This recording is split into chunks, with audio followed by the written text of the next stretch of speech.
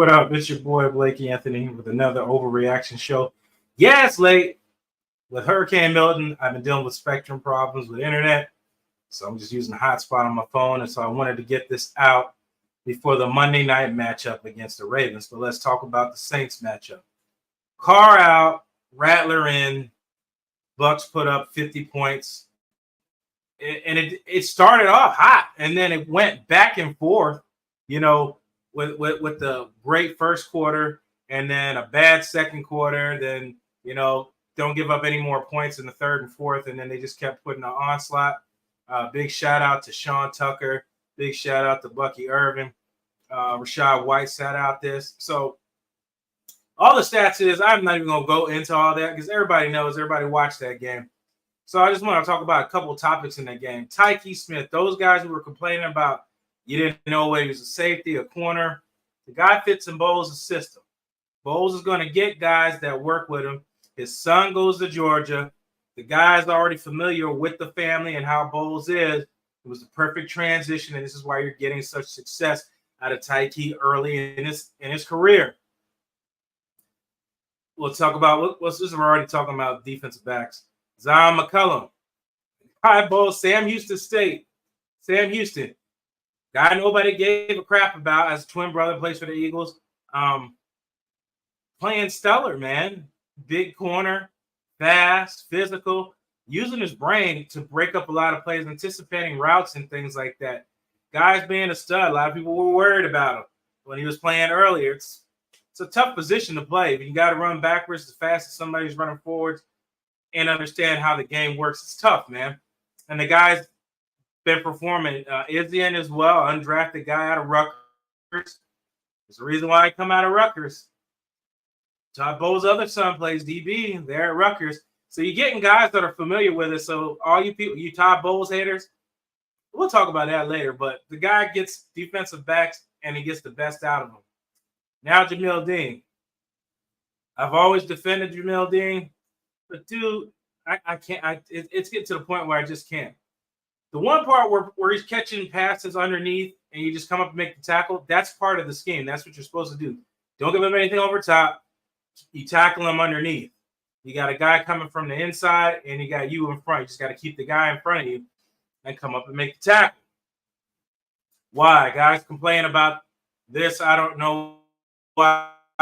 He is going to play press man coverage the entire pass rusher on your team. It's just not going to happen. So you guys are always complaining about people being backed off and things like that. That's what's going to happen.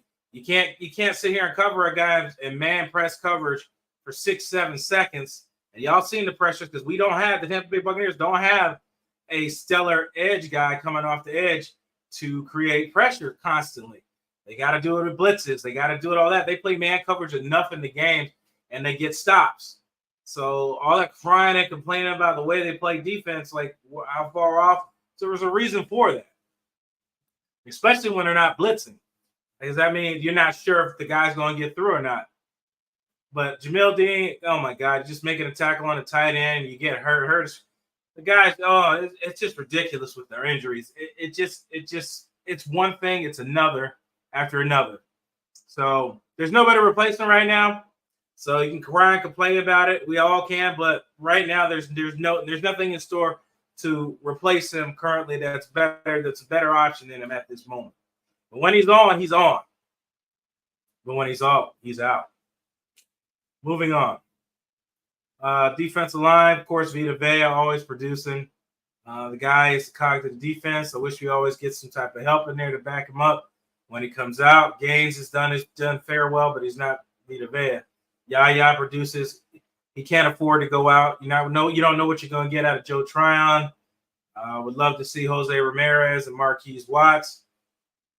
But there's obviously a reason for that. I guess these guys' futures was later. Anton Winfield come back and making a fumble recovery for a touchdown. Of course, I mentioned Zion McCollum with the hit. Tyke Smith with 2 punch outs. Devontae Davis punch out club. Tyke got like 2 of those in a game. Another one was almost a fumble as well. So you got all these guys producing. And then the offense, of course, Baker Mayfield, rough start. And I know a lot of people, I make it clear that I'm not a big fan of Baker. I never have been. But he's the quarterback for the Tampa Bay Buccaneers. And I'm going to be a fair assessment. When he's off, man, I don't know what it is. He gets in his own head, speeds up the clock in his head, et cetera, and just has a propensity to turn the ball over. It's just crazy how it spirals out of control. And but hopefully he can bounce back. The Ravens, it's not going to be any easier. The Ravens are going to come with the pass rush. The guys up front, linebackers and everybody, they're going to come to put their pressure on Baker Mayfield and company. So they're going to have their hands full, and he's going to have to control his turnovers, or Lamar Jackson and Derrick Henry are going to run all over this defense. And then you guys are going to complain about the defense not holding up. You can't keep holding up if you turn the ball over and over, and then giving the ball inside the 20. And then you're complaining about the defense. The defense didn't hold up. Well, stop turning the ball over and giving them inside the 20. Now, if they're driving the field 80 yards, all right, you got a fair one. But majority of the times, that's not the case. Had they not give up the punt return for a touchdown, they would have held the team under 21 points. Remember, I keep saying about this recipe? They scored 27, so they were over 21, and the Bucs scored over 21. Unfortunately, they got a win in this situation. They both scored over the amount of points. The Bucs put up 50. The Saints put up 27. But the offense, Mike Evans with a hamstring injury. They pick up Callaway in free agency because of his injury. Hopefully Trey Palmer comes back from concussion protocol. Luka Decky came back at right tackle. And funny how the running game just blew up as soon as your right tackle comes back. Cade Otton didn't exactly produce as much as I thought he would, but he did score a touchdown in a critical moment in the game. The running backs did their thing. Now, with that whole thing, they're like, oh, starter care. Like, as soon as you put Bucky Irvin as the starting running back, I don't think his production is going to be like that. Why? Because it works the way they have it. These guys come in and out. You don't know where they're going to be. They can't just scheme for one guy. I think that's why they have success the way they do. And be fine with the way it is. Everybody just so fixated on one guy just being the one guy. This team, the Tampa Bay Buccaneers barely have had a running game over these years. And now you're starting to have a little success. And you're talking about RB1s and all that. I don't care who. Somebody could start, and then somebody could get more carries than the other person.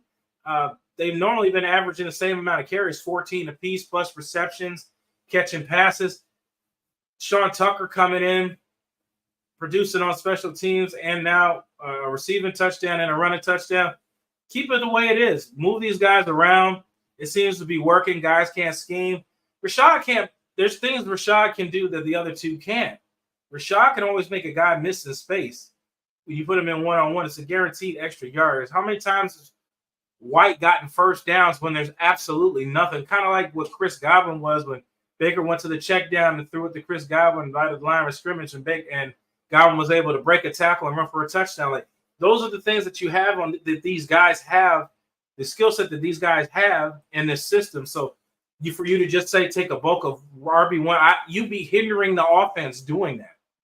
I told you Liam Cohen's offense was going to be full of motions, trying to get defenders out of place, not knowing which guy they're supposed to have. That was what the offense is going to be. I predicted Devin Culp to be a big part of the offense, but he's been injured. Not sure what he's injured, but he's been injured.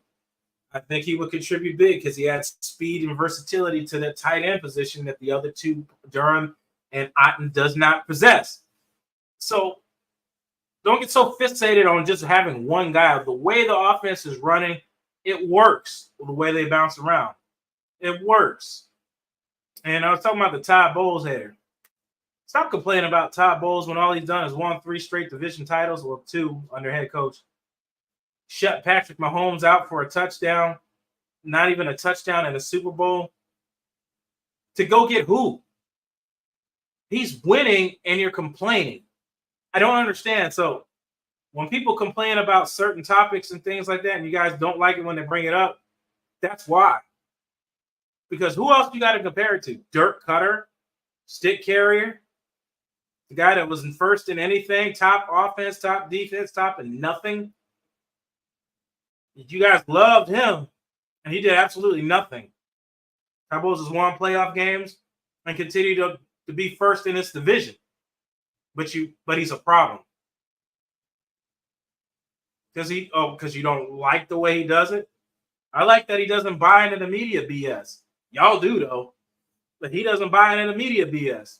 He's coming here to do a job. He knows he ain't liked. He ain't got to be liked. He's here to do a job. Keep doing your job.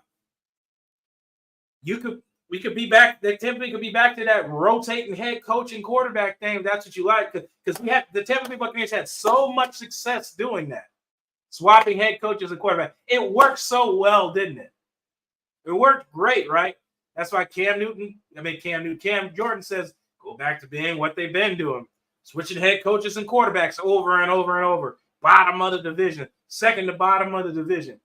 Consistent teams win, but teams win consistently with consistent head coach and a consistent quarterback. That is your recipe for a winning franchise. Todd Bowles and company are developing players in and out, draft, undrafted, getting the best out of the guys. You can either choose to acknowledge it or you can choose to not to. You can give Jason Light all the credit you want and try to give Todd Bowles none, or you can't. It really doesn't make a difference.